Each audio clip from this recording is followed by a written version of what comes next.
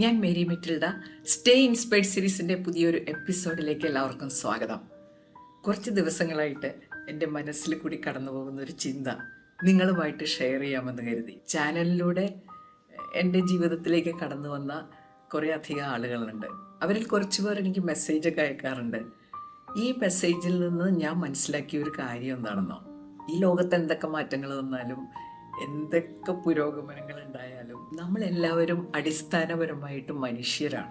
ആ മാനവികത നമ്മുടെ ഉള്ളിലുണ്ട്. ഈ മെസ്സേജ് വായിക്കുമ്പോൾ എനിക്ക് മനസ്സിലായിട്ടുള്ള കാര്യം, ഇവരെല്ലാവരും ജീവിതത്തിൽ പുരോഗതി ഉണ്ടാകണമെന്നും ജീവിതം ഏറ്റവും നന്നായിട്ട് മുന്നോട്ട് കൊണ്ടുപോകണമെന്നും ആഗ്രഹിക്കുന്നവരാണ്.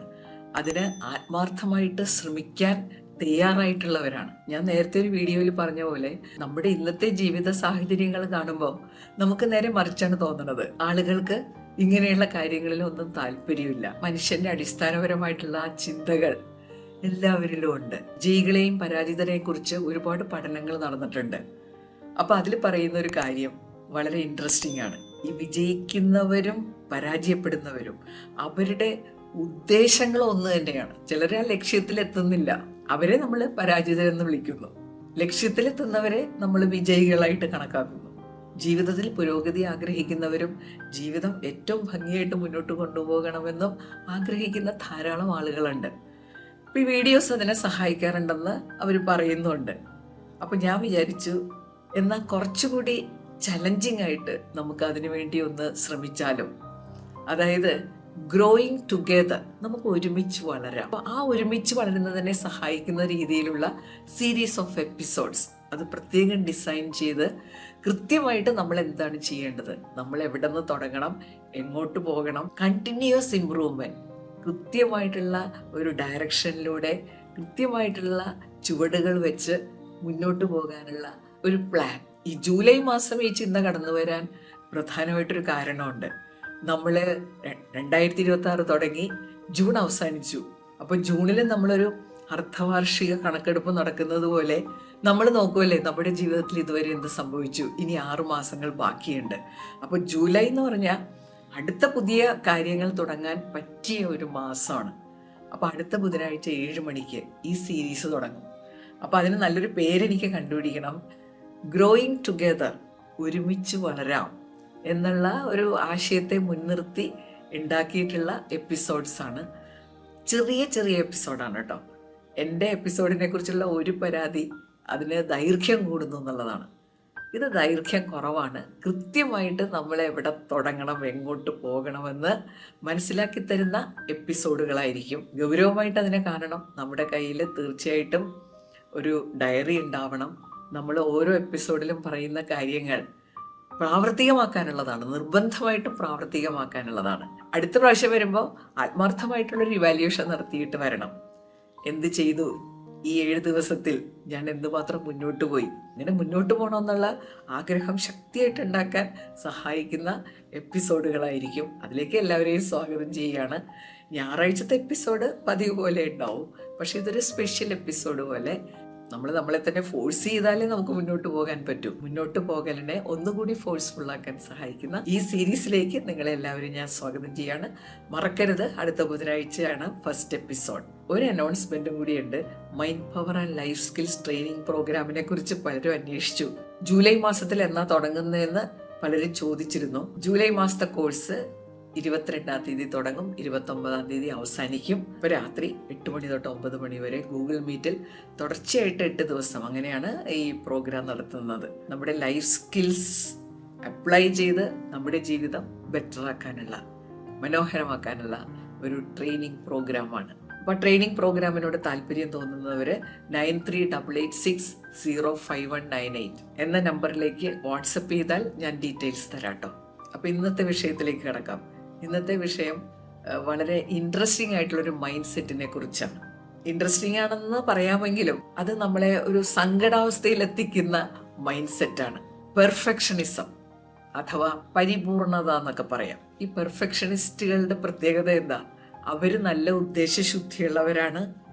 അവർക്ക് ജീവിതത്തിൽ പലതും നേടണമെന്ന് ആഗ്രഹമുണ്ട്. അതിനുള്ള ആത്മവിശ്വാസം അവർക്കുണ്ട്. അവർ നല്ല മിടുക്കരാണ്. ഇതെല്ലാം ഉള്ള നല്ല കുറേ മനുഷ്യർ. പക്ഷെ എന്താ പ്രശ്നമെന്നറിയാമോ? അവർക്ക് പലപ്പോഴും അവരാഗ്രഹിക്കുന്ന ആ ഒരു വിജയത്തിലേക്ക് എത്താൻ സാധിക്കാറില്ല. അതുമാത്രമല്ല, അവരുടെ അത്രയും മിടുക്കില്ലാത്ത, അവരുടെ അത്രയും പ്രയത്നിക്കാത്ത പലരും അവരെ കവച്ചു വെച്ച് മുന്നോട്ട് പോകുന്നതായിട്ടും അവർക്ക് ഫീൽ ചെയ്യും. പൊതുവെ നമ്മൾ നോക്കിയാൽ ഈ പെർഫെക്ഷനിസം അങ്ങനെ കുഴപ്പമുള്ള ഒരു കാര്യമല്ല. ഇത് ഒരു ട്രാപ്പാണ്. ഈ ട്രാപ്പിൽ നിന്ന് നമ്മൾ രക്ഷപ്പെട്ടേ മതിയാവും. ഈ ട്രാപ്പിൽ പെട്ടിരിക്കുന്നവരൊക്കെ നല്ല മിടുക്കരാണ്, ജീവിതത്തിൽ ഒരുപാട് സാധ്യതയുള്ളവരാണ്, ജീവിതത്തിൽ വിജയിക്കണമെന്ന് അദമ്യമായ മോഹമുള്ളവരാണ്. അങ്ങനെയുള്ളവരാണ് ഈ ട്രാപ്പിൽ പെട്ട് കഷ്ടപ്പെടുന്നത്. എന്തുകൊണ്ടാണ് പെർഫെക്ഷനിസം ഒരു ട്രാപ്പാണെന്ന് പറയുന്നത്? അത് നമ്മൾ കൃത്യമായിട്ട് മനസ്സിലാക്കണം. കാരണം ഈ ട്രാപ്പിൽ നിന്ന് നമ്മൾ രക്ഷപ്പെടണമെങ്കിൽ ഇതൊരു ട്രാപ്പാണെന്ന് മനസ്സിലാക്കണ്ടേ. എല്ലാ കാര്യങ്ങളും കുറ്റമറ്റതായി ഏറ്റവും മികവുറ്റതായിട്ട് ചെയ്തു തീർക്കണം എന്നൊരു വാശി, ആ മൈൻഡ് സെറ്റിനെയാണ് പെർഫെക്ഷനിസം എന്ന് പറയുന്നത്. അപ്പോൾ അങ്ങനെ ഒരു വാശി വന്നു കഴിഞ്ഞാൽ എന്തായിരിക്കും സംഭവിക്കുന്നത്? അങ്ങനെയുള്ള ആളുകളെ കണ്ടിട്ടില്ലേ? എല്ലാം കുറ്റമറ്റ രീതിയിൽ ചെയ്യണം, ഏറ്റവും മികവോടുകൂടി ചെയ്യണം. അപ്പോൾ അവർ സെറ്റ് ചെയ്യുന്ന ആ ഒരു ലക്ഷ്യം തന്നെ പലപ്പോഴും റിയലിസ്റ്റിക് ആവില്ല. സാധാരണഗതിയിൽ നമുക്ക് അച്ചീവ് ചെയ്യാൻ പറ്റാത്തതായിരിക്കും. കാരണം അവരുടെ മനസ്സിൽ ഏറ്റവും മികച്ചതായിരിക്കണം എന്നുള്ളൊരു ചിന്തയാണ്. അതുമാത്രമല്ല, ഇത് ഏറ്റവും മികവുള്ളതാക്കാൻ അല്ലെങ്കിൽ കുറ്റമറ്റതാക്കാൻ ഇവർ പ്ലാൻ ചെയ്ത് മിക്കവാറും അത് തുടങ്ങാൻ ഒരുപാട് വൈകും.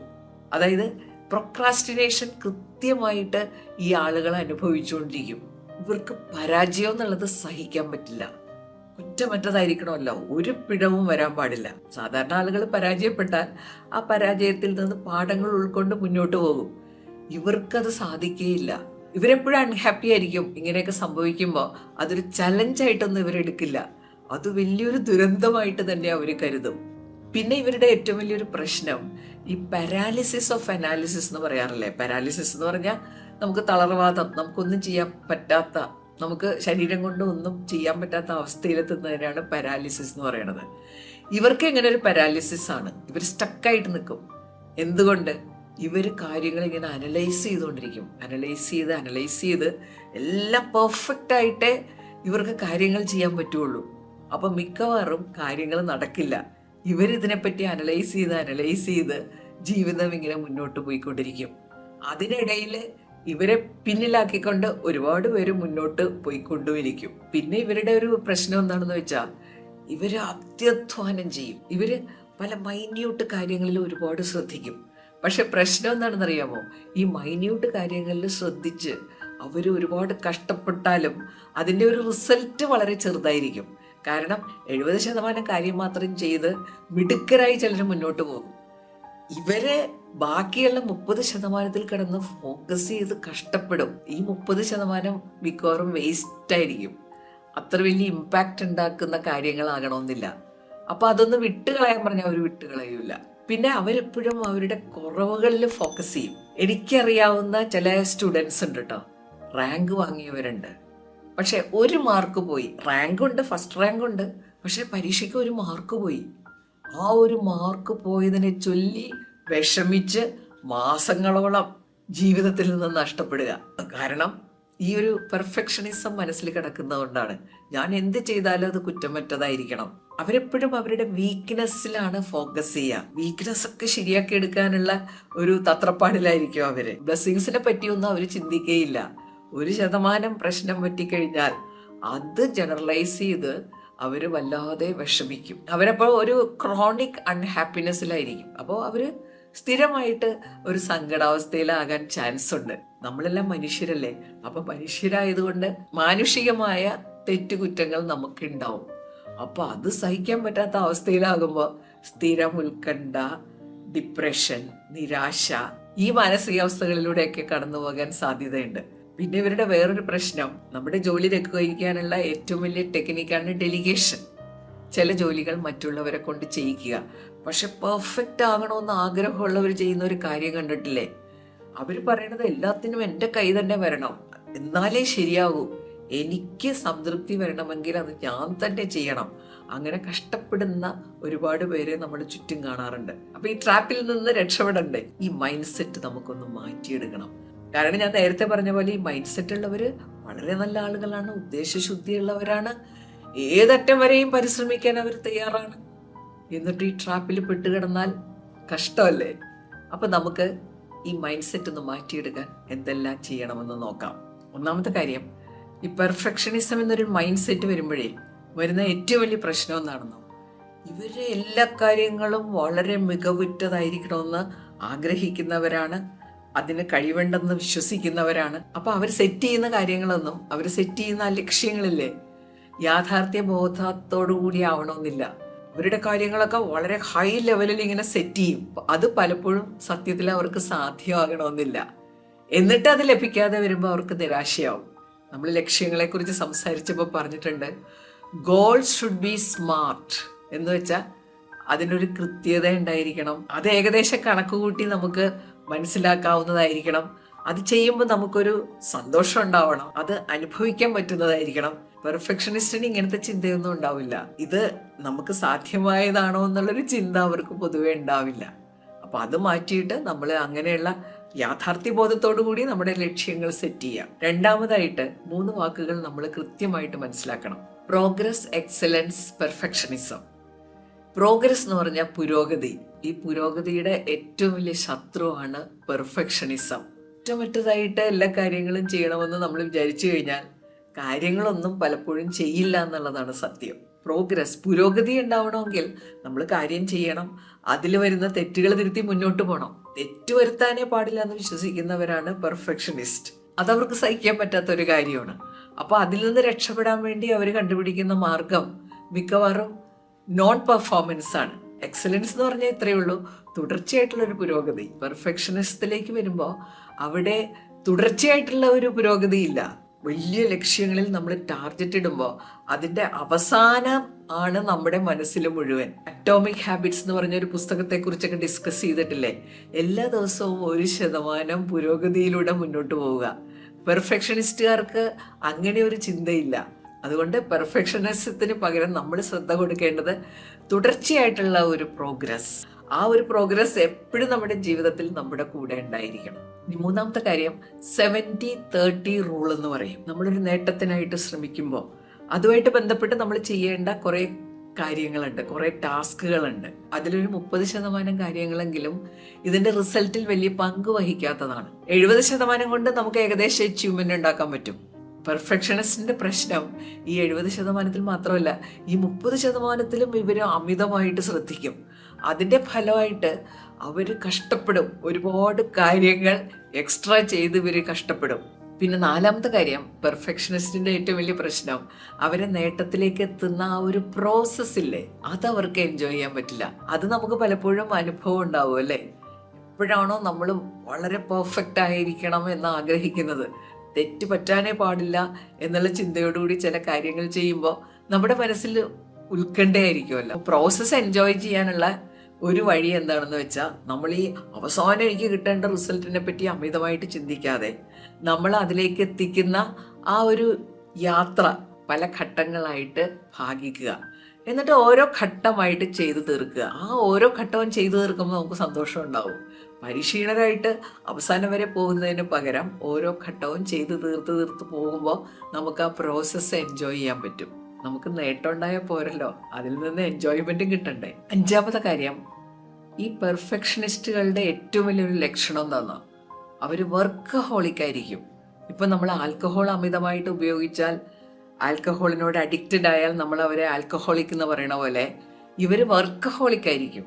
ജോലി ഒഴിഞ്ഞിട്ട് നേരം ഉണ്ടാവില്ല. അപ്പൊ അതിൽ നിന്ന് രക്ഷപ്പെടാൻ വേണ്ടി എന്ത് ചെയ്യണമെന്നാ, നമ്മൾ മനഃപൂർവ്വം കുറച്ച് സമയം റിലാക്സേഷന് വേണ്ടി മാറ്റി വെക്കണം. അതുകൊണ്ട് നമ്മുടെ ജോലിയിൽ തടസ്സം ഉണ്ടാവില്ലേ? ജോലി നമ്മൾ വിചാരിക്കണ പോലെ തീർക്കാൻ പറ്റില്ലല്ലോ, പെർഫെക്റ്റ് ആവില്ലല്ലോ എന്നും ചിന്തിക്കരുത്. അതുകൊണ്ടുണ്ടാകുന്ന പ്രശ്നങ്ങൾ സഹിക്കാൻ തയ്യാറാവണം.